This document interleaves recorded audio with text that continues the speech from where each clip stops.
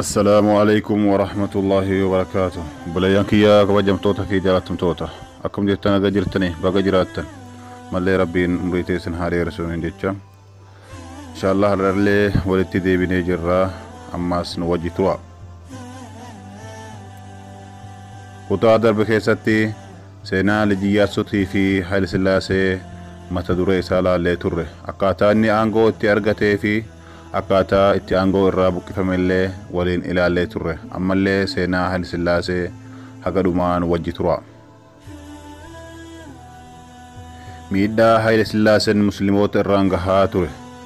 Akkuma as dura dubbadhetti Minilik gargaarsa biyyoota Awurooppaatiin uummata musliimaa weeraree lafa isaanii to'annoo jala galchee biyya takka taasisee maqaa amma biyyi ittiin waamamtu kana itti moggaasee biraa du'e. Haayile Sillaaseen immoo erga Minilik akkanatti isaaf tolchee biraa du'ee karoora baasee hojii irra oolchuu malee ifaajeen biraa kan isa barbaachisu hin jiru.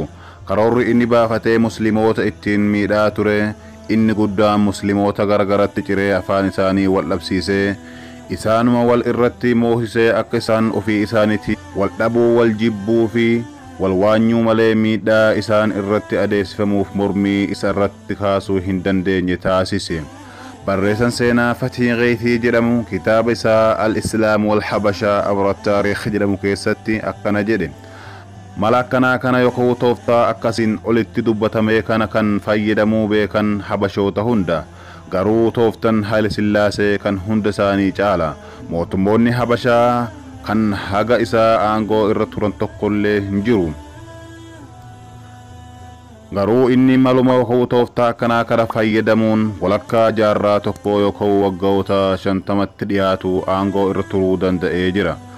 Karaa biraatiin immoo karoorri inni baafatee musliimoota cunqursaa fi miidhaa musliimoota irratti adeemsaa tureen waa sadihi. Tokko amantii tokko godhuu amantiin sunis amantii kiristaanaa. Lama afaan tokko godhuu afaan sunis afaan amaaraa. Sadi sabni akka abbaa biyyaatitti ilaalamu saba tokko qofa tahuu sabni suni saba amaaraa saboonni biroo akka gabraa yookaan akka jiraataa biyyaa hin taanetti akka ilaalaman taasisaa ture. Karoorri inni baafatee ittiin deemaa ture kun ummata islaamaa irrattis tahee saboota biyya keessa jiraatan hunda irratti miidhaa fi cunqursaa hagana jedhamee hin himamne geessaa ture. Karaa biraatiin immoo karoorri inni baase kun ummata biyya keessa jiraatan sadarkaa lamarra akka qubsiisuuf sababa tahee jira. Sadarkaan inni tokkoffaa gooftota yookaan sayyidoota isaan kun hooggantoota Habashaati. Sadarkaan lammaffaa immoo gabroota isaan kun musliimoota fi warroota saba amaaraa hin tahin yoo ta'an jarris warroota gooftota garee tokkoffaa sanniin faanshatan yookaan tajaajilan. Warri garee jalqabaa bulchitoota biyyaa ajajaa waraanaa hojjettoota mootummaa poolisoota fi kan kana fakkaatan qofa tahuu danda'a. Musliimoonni carraa akkanaa kana tasuma argatuu hin danda'an. Akkuma san kan qeessota tahanii abbootii amantii tahuudhaan kabajaa guddaa qabanis isaanuma kana qofa malee sabni biraa haga fedhes kitaaba amantii kiristaanaa beekus yookaan baratus qeesii tahuu hin danda'u. Kun isaan biratti akka haraamaatitti yookaan dhorkaatitti ilaalama. Qeessonni kunneen lafa biyyi qabdu irraa harki sadaffaan kan isaanii tahee akka isaan qofti irraa fayyadaman Haayile Sillaaseen isaaniif murteessee jira. Isaan sadarkaa lammaffaa irra jiran immoo musliimoota. Musliimoonni kunneen akka lammii biyyaa tahanii mirga qabaatu osoo hin taane akka gabraahitti kan laalamanidha. Gaheen isaan qaban lafa qotanii gibira mootummaaf galchuu, mana kuusaa mootummaa midhaaniin ol guutuu, kiisii warroota aangoo qabanii akka jiitu taasisuu yookaan akka isaan maallaqa kiisii hin dhabne taasisuu fi kan kana fakkaatanidha. Warroonni aangoo qaban kunneen ummata muslimtoota irraa yeroo barbaadanitti gibira isaan kennisiisuu mirga qaban turan. Osoo waggaan hin gahin gaafatus ni danda'an akkasumas qabeenya isaanii irraa kan barbaadan fudhatu mirga taasifatanii jiru.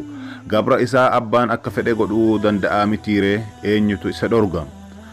Haaluma wal fakkaatuun karoora Haayile Sillaaseen baafatee ittiin muslimtoota miidhaa ture keessaa tokko ilmaan muslimaa barumsa dhabsiisuudhaan waraana wallaalaa isa afaan arbaatiin silaa Aljuhlii jedhamee beekamutti fayyadamee jira. ilmaan musliimoota akka hin baranne wallaalan akka badan taasisaa ture.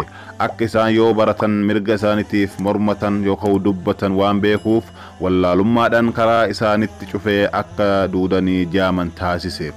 Akkuma beekamu bara bulchiinsa isaa keessa ilmaan islaamaa keessattuu ilmaan Oromoo barumsa kutaa afurii ol baratuu hin danda'an. Yoo achi ol dabree baratuu barbaade maqaa isaa gara maqaa kiristaanaatitti jijjiiree ilma kiristaanaa fakkaatee qofa baratuu carraa qaba.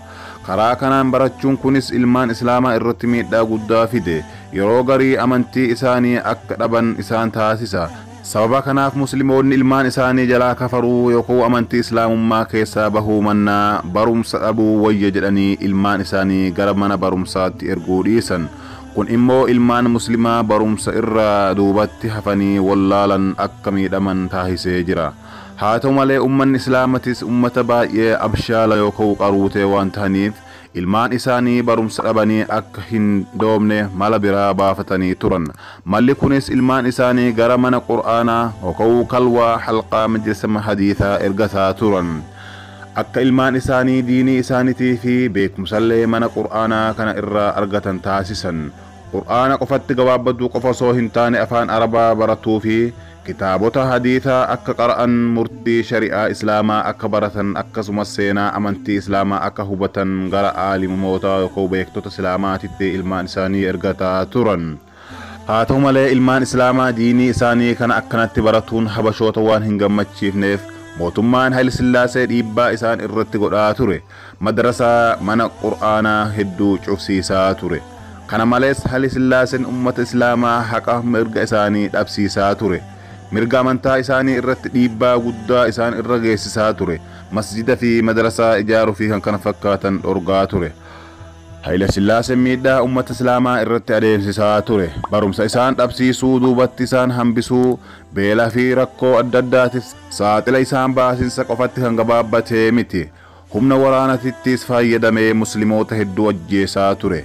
Fincila isaarratti ka'aa ture dhaamsuudhaaf ummata baay'ee bakka tokkotti walirratti fixaa ture. Akka Piroofeesar Hasan Makkiin dubbatanitti yeroo jalqabaatiif seenaa Itoophiyaa keessatti mootiin xayyaara lolaa fayyadamuudhaan musliimoota dhahe yookaan haleelee Haayile Sillaasee tahuu Piroofeesarri kun barreessanii jiran. Akka fakkeenyaatti Haayile Sillaaseen bara 1963tti qabsoo guddina Baalee kan Jeneraal Waaqoo Guutuutiin hoogganamu dhaamsuuf xiyyaara Ingiliz irraa argateen qabsaa'ota kana gaara Baalee keessatti dhahee takka rukutee jira. Namni waa'ee kana bal'inaan hubatuu barbaade seenaa Jeneraal Waaqoo Guutuu kitaaba seenaa fi qabsoo Oromootaa jedhu irraa dubbisuun ni danda'ama. Kitaaba kana keessattis waa'een kun bakka seenaa Jeneraal Waaqoo kaafnutti ni dubbatama. Boleeyyan kiyyaa kabajamoo fi jaalatamoo har'aaf asumatti dhaabnaa inshallah hagaa kutaa itti aanu walitti deebinutti nagaan nuuf tura. Wassalaamu alaikum wa rahmatullahi wa barakatuh.